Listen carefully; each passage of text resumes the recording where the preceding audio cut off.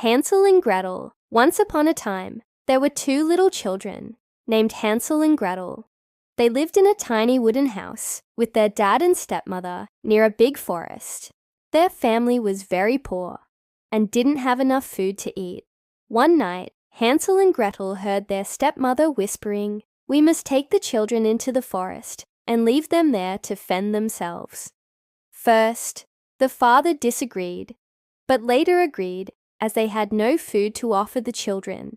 They are unaware that in the children's bedroom, Hansel and Gretel have overheard them. Hansel whispered to Gretel, "Don't worry, I have a plan." That night, he quietly filled his pockets with shiny white pebbles from the garden. The next morning, their parents took them into the deep forest. As they walked, Hansel dropped pebbles behind them, one by one. When the moon came up and the stars twinkled, the pebbles shined like little lights. Hansel and Gretel followed the glowing trail all the way back home. Their father was happy to see them, but their stepmother was not. A few days later, their stepmother tried again. This time she locked the door so Hansel couldn't get pebbles. He had to use small pieces of bread instead. But oh no, the birds in the forest ate all the crumbs. Hansel and Gretel wandered the forest, tired and hungry, until they saw something amazing. A little house made of cookies, candy, and cake.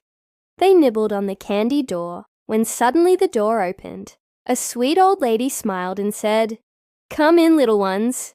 But guess what? She was a witch. She locked Hansel in a cage and made Gretel do all the chores.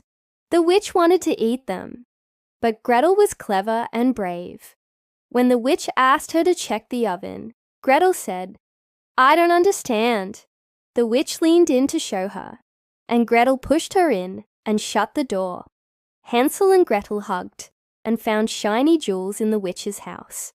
They followed a friendly duck across the river and returned home. Their stepmother was gone, but their father was waiting. He hugged them tight. From then on, they lived happily ever after, with enough food, love, and shiny treasures. Message: be brave, be kind, and use your clever mind. Even small kids can do big things. The end.